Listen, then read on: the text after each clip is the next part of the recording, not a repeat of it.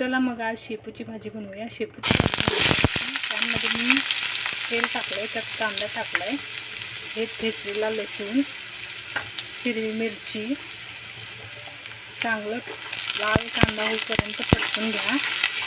कांदा आता चांगला भाजलेला आहे, त्यात शेपूची भाजी टाकून घेऊया।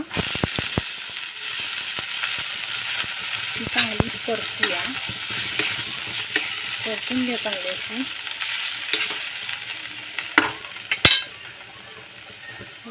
चवीनुसार मीठ, शेंगदाण्याचं कूट 2 चमचे टाकते मी,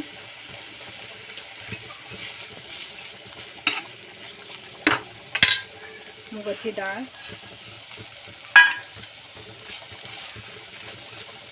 मी चांगली भाजी परतून घेतलेली आहे।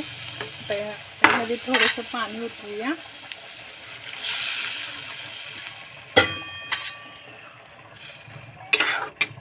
10 मिनिटं भाजी चांगली वाफवून घेऊया।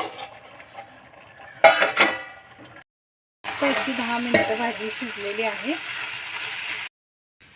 गरम गरम भाकरी सोबत किंवा चपाती सोबत खा।